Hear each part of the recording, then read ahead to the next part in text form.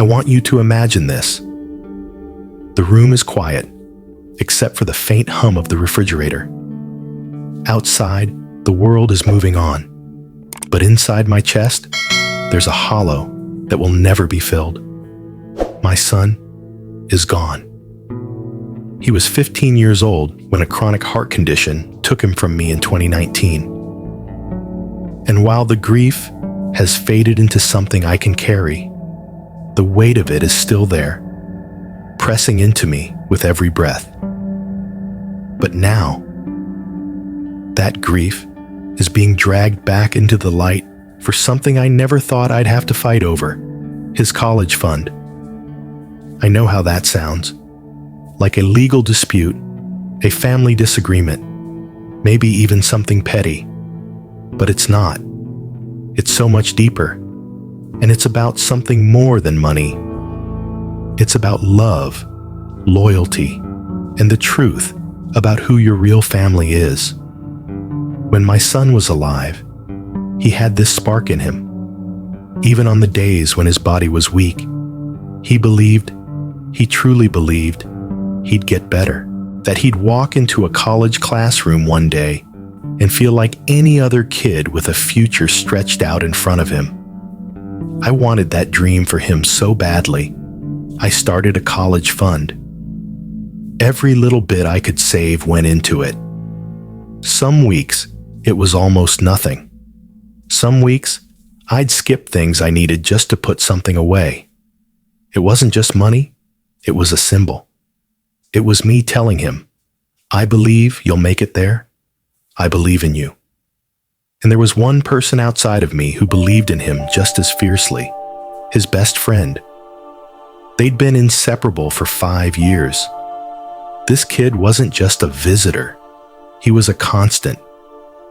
He'd spend nights at our place, filling the house with laughter when my son couldn't get out of bed. He'd find ways to coax him into doing activities, to get his mind off the pain.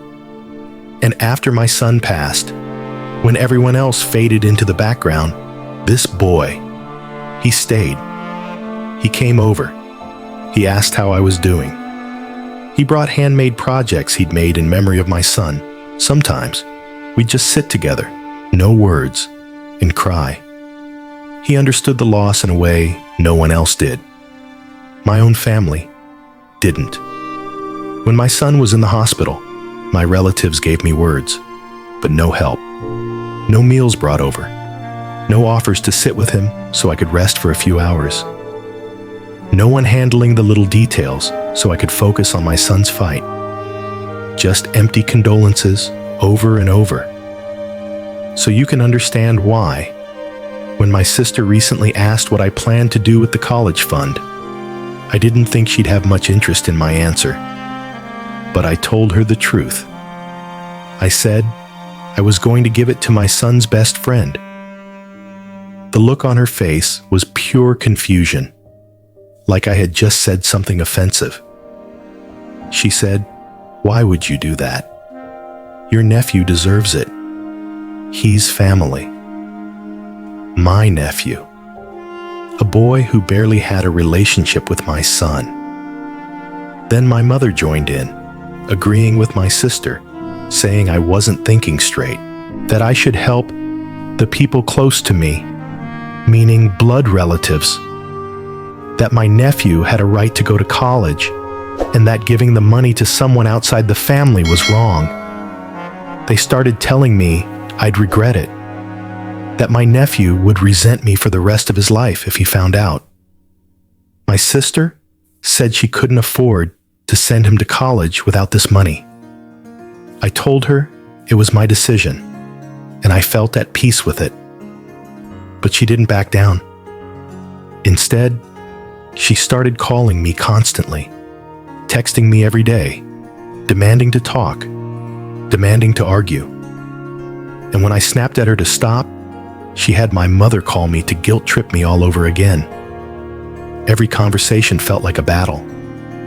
I kept thinking, where was this energy when my son was alive? Where was this urgency to help family when I needed a break from hospital chairs? Where was the compassion when I was holding my boy's hand through nights of pain and fear. It wasn't there. But now that there's money, suddenly I'm surrounded by family members who all have strong opinions about what's right. And here's the truth.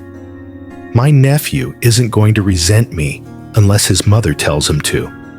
He isn't going to feel betrayed unless they make him feel betrayed. And I can't be responsible for whatever story they decide to tell him. The reality is, the only person who stood by my son in the way I had hoped my family would is his best friend. That kid gave my son laughter when his body was failing. He gave him friendship when isolation was crushing him. And after the funeral, when my house was empty and I thought I'd drown in the silence, he showed up for me too. How do you put a price on that? I can't repay him for what he gave my son in those last years, but I can honor him. I can take what was meant to be my son's future and give it to the boy who helped my son feel like he still had one. This isn't about rejecting my family. It's about choosing the person who was truly there. It's about keeping a promise to myself that the college fund would go towards something my son would have wanted. And I know, deep down, my son would have wanted his best friend to have it. But the pressure hasn't stopped. The calls, the texts, the accusations that I'm being selfish, the suggestions that grief has clouded my judgment, the insinuations that I'm hurting my family out of spite. I'm not. I'm just tired. Tired of defending a decision that feels like the only right thing I've done since my son passed.